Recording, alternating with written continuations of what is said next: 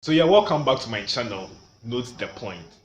And in this video, I'm going to preview the game against Chelsea and Aston Villa. Well, Chelsea will be playing against Aston Villa at the Villa Park.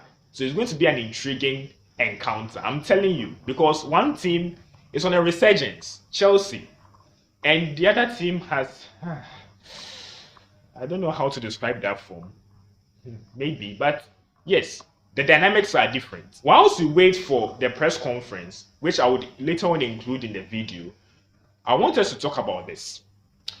Chelsea could become charity to Aston Villa. Do you think there's a danger that Chelsea could be a charity FC to Aston Villa? I believe there could. And if there could be a danger, then what is the solution? How can we work things out? Well, I'm going to propose two things. And I think that being charity to these teams like Aston Villa is not necessarily the football. I think that being charity to teams like Aston Villa is more of a psychological thing. It's more mental. So I want to address those issues. Okay? Eliminate those mental blocks that prevent us from winning games against teams we are supposed to be winning. So what are those two solutions that I'm kind of proposing to Graham Potter and his team so that you'll be able to win the game against Aston Villa? Well, these are these. We need to respect the opponent and we need to create competition in our team. All right, let's break these 2 points down. So the first one is respect. Respect. And it's honestly, it's really important that you respect your opponent.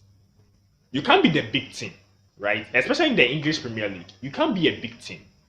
But it doesn't mean that those minnows cannot cause trouble, you see?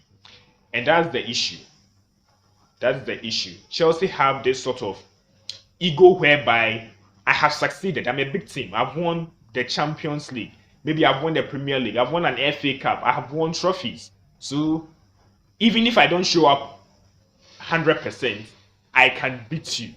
And that is a dangerous mentality to have, especially going into the game against Aston Villa. Why? Aston Villa's manager, Steven Gerrard, is hot. He is hot. We've already established that Aston Villa have not been performing well. Steven Gerrard would look to find ways and means to keep his job. Look, he is really hot. You understand? So the game is not going to be won off of just quality. It will be more of who needs it most. And Aston Villa would need this win, the victory against us, a result against us. They would really need it. So they'll be up for it. And that is where Chelsea should be careful. So we don't want to deem Aston Villa as, well, Aston Villa is they're not doing well. Their form is wretched. So you can just walk past them. You can walk over them and everything will be fine. So Chelsea, please, don't be complacent. Respect the opponent. That is what we fear. We know you've done a very great job. You've beaten the best team in Italy currently, the defending champions, AC Milan. You've done that. That's quite commendable. You've had to go through a difficult game against Crystal Palace, and you won. Commendable. Wolves, you did well. Salzburg, you nearly won it. We understand that your form is quite good, but don't underestimate the power of these suffering teams like Aston Villa. They can cause a lot of trouble, and that is what I'm hoping Chelsea will keep in mind so that they don't play like a daisical in the game against Aston Villa. Now, the second one is competition. You know, competition always, and I'm talking about healthy competition. Healthy competition always brings about excellence. So look at the last match that we played against AC Milan at the San Siro. Some standout performance. Jorginho was standout. Kepa was good. Reece James was good, but he's injured, I believe. Chilwell was decent. Sterling was a little decent. Maybe Chalobah, yes, Chalobah was also decent. He was exceptional, excellent. These players played well. So if you want them to continue to play so well for you, and you want the regular starters to keep playing well, then just reward the good deed. reward it. Once you do reward it, you get the point. Once you do reward it, then you're sure, and it's likely that your team is going to beat Aston Villa up. It's as simple as that. You see, if there's no competition in the team, the players will not feel that urgency.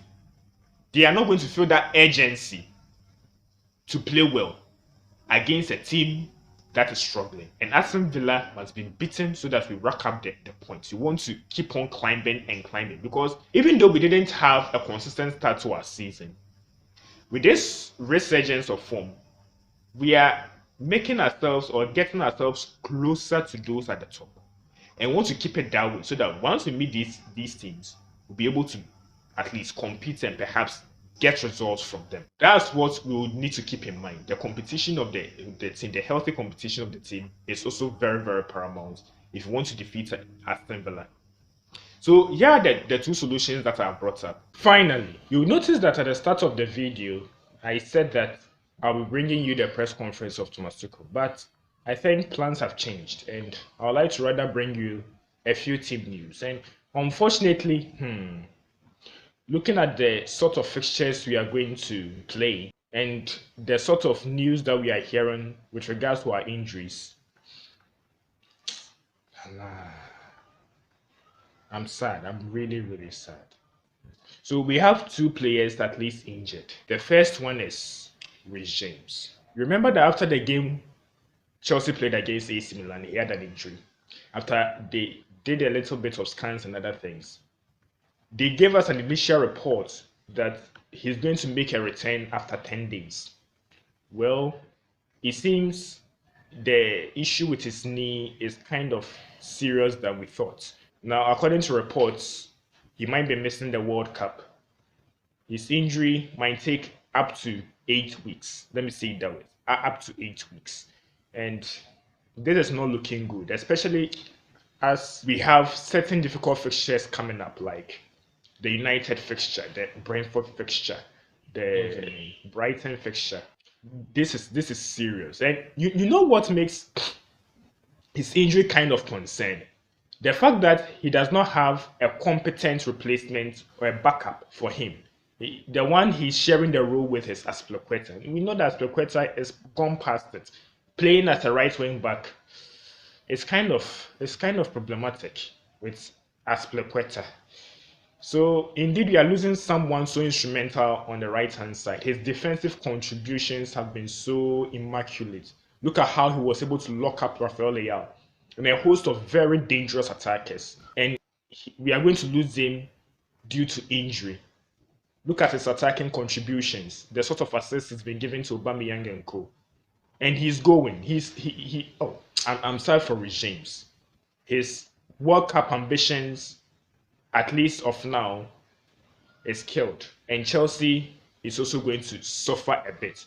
I just want to see how Graham Potter will adapt to that, especially with like the way he has adapted to the Kante situation, where Kante is not playing for us regularly. I want to see how he's going to do that, because I had him in my Predictor lineup for the game against Aston Villa. Now that he's gone, I think I would need to think about someone to put inside. So that's the injury news from Reece James. And as for N'Golo Kante, we all know that he's been injured for some time. He'll be out for some 4 to 5 games. So we'll be expecting N'Golo Kante to be making his return as soon as possible, provided he does not have another setback. So that is what we expect from N'Golo Kante's side of things. So these are the two players who are injured in our team, and we hope that they make a recovery soon. Okay, so for Reece James's injury, look, it's hard hitting, and it's really, really hard hitting. To end things, I'll touch on the Predictor lineup, and this is how I'm going to set my team up. With the absence of Reece James, normally Reece James would have to play as the right wing back, but with his absence, I'll go for the back 4. Then in the back line, I'm going to play 3 center backs. So I'll have Correa as my left back. Then I'll have Koulibaly, Silva, and Chalobah playing as the centre backs. Then in midfield, of course, Kepa will be in goal. Then in midfield, I'll be having Kovacic and Jorginho playing. Then higher up, I'll have Loftus-Cheek in the middle. He'll be the attacking midfielder. Then on the right hand side, maybe Christian Pulisic. On the left hand side, Raheem Sterling. Then up front would be Aubameyang. So I'll be playing a 4-2-3-1. I think this formation will be capable of beating Aston Villa and beating them convincingly. So I hope that we win against Aston Villa. Now that it seems our attackers are getting goals, I have a belief that if Raheem Sterling scores a goal, if Aubameyang scores a goal, and if Christian Pulisic scores a goal, we are going to end up beating them by 3-0. So I wanted to end this video on a high, but the injury to Reece James have kind of made me sad. So I hope you guys enjoyed the video. Please don't forget to leave the likes if you enjoyed the video, and subscribe to my channel and hit on the notification bell so that if there are any updates, you'll be able to receive them. And I'll catch you guys later in my next video.